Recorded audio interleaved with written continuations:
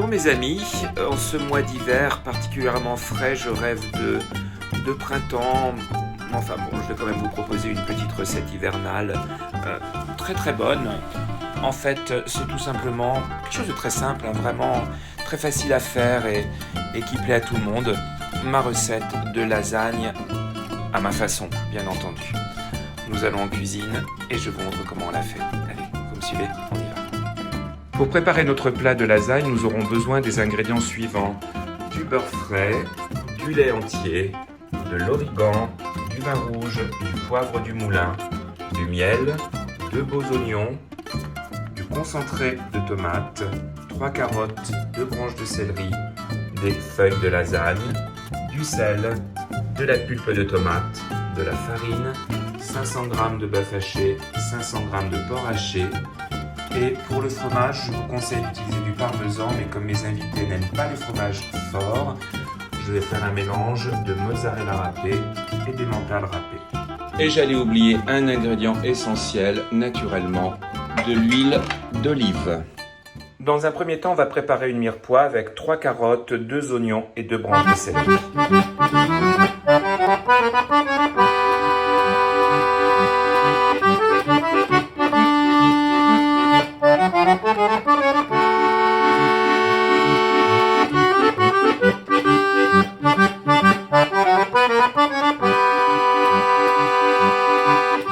La mirepoix est prête et maintenant nous allons la faire suer dans une cocotte avec un petit peu d'huile d'olive.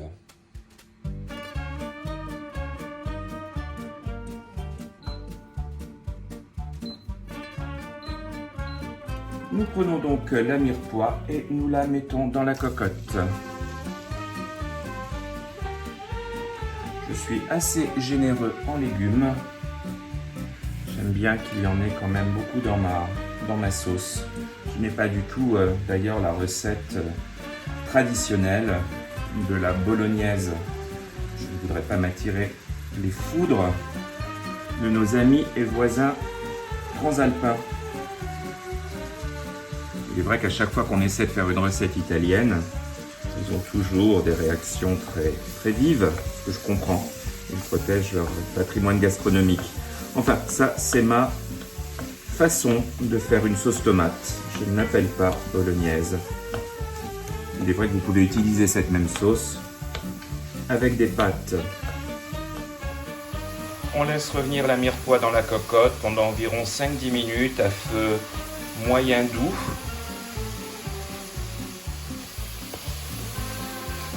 La mirepoix a bien réduit. Il faut faire attention que ça ne brûle pas, ça ne dort pas trop non plus. Il faut garder une texture assez blonde, comme cela.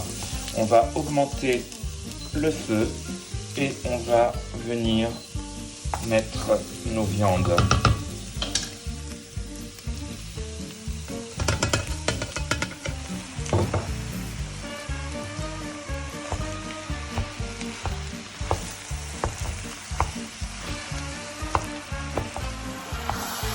On mélange bien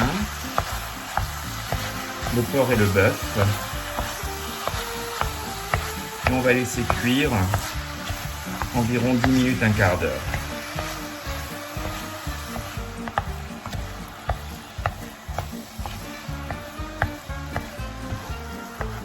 On va saler généreusement, poivrer aussi.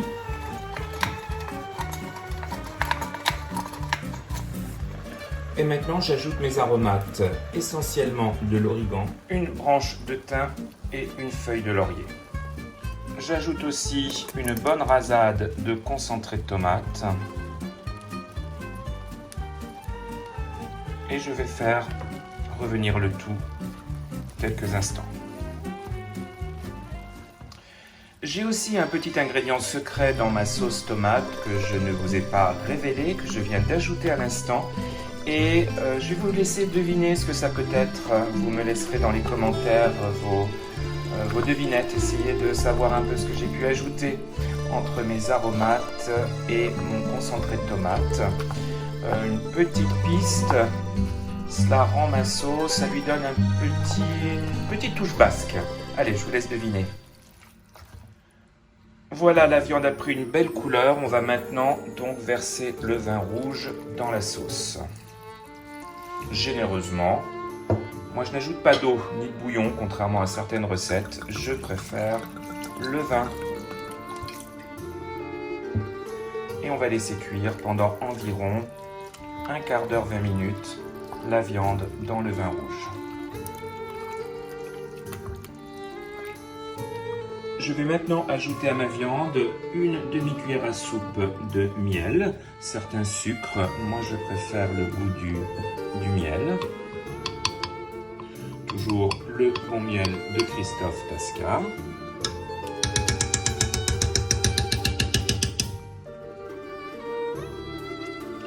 On mélange.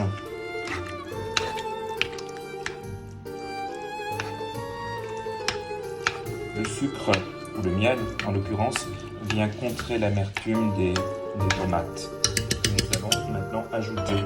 Donc pour le moment, une boîte de pulpe de tomates. Je ne pense pas en rajouter plus.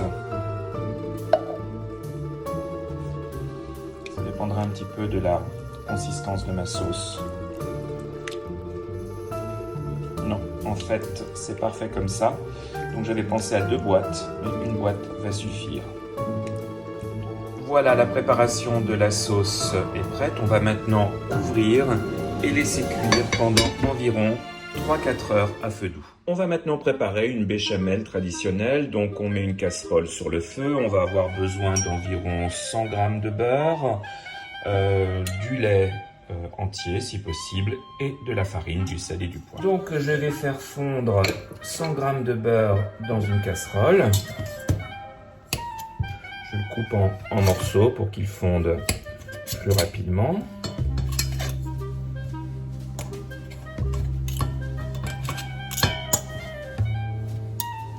Quand le beurre commence à fondre, on va ajouter la farine. Moi je le fais à peu près au pif, mais disons que pour 100 g de beurre, je vais mettre 3-4 cuillères de farine.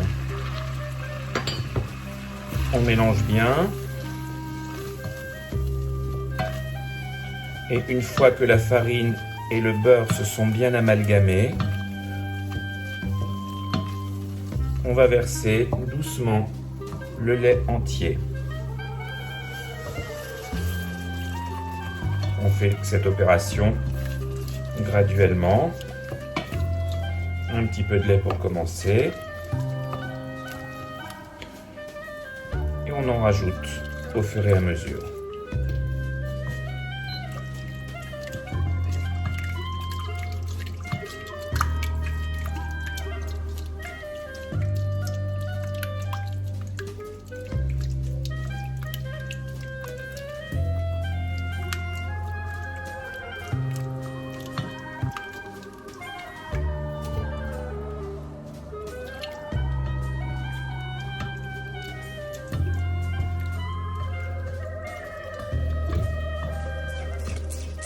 Notre béchamel commence à épaissir.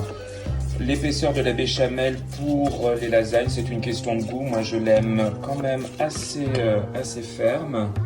Enfin, pas trop non plus, pas trop liquide ni trop ferme. C'est un petit peu à vous de voir. Pour les quantités, donc pour 100 g de beurre, 4 cuillères à soupe de farine, je vais utiliser presque 1 litre de lait entier. Voilà, la béchamel est prête, on n'a aucun grumeau, elle est bien blanche, très belle, l'épaisseur souhaitée, ni trop liquide ni trop épaisse. Et maintenant on va simplement la poivrer, la saler et y ajouter de la noix de muscade et réserver le plat jusqu'à la confection du plat de lasagne.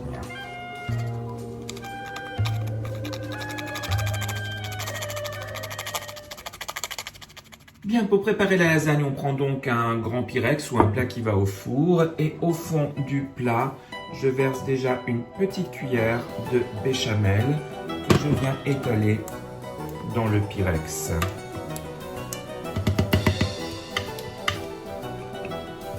À cette première couche de béchamel, je vais ajouter une petite cuillère de sauce tomate.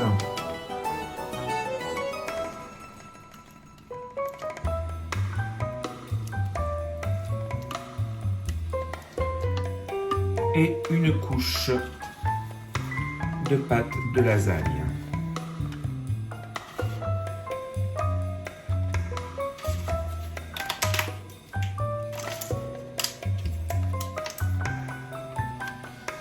Et on recommence l'opération avec une nouvelle couche de béchamel.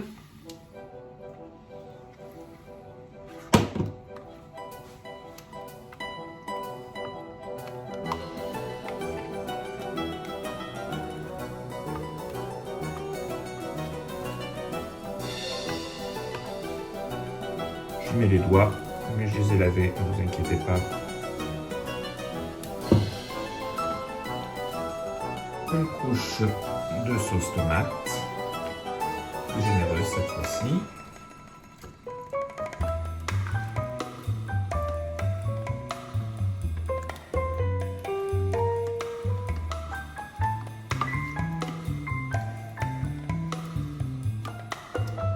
De nouveau une couche de lasagne et on recommence.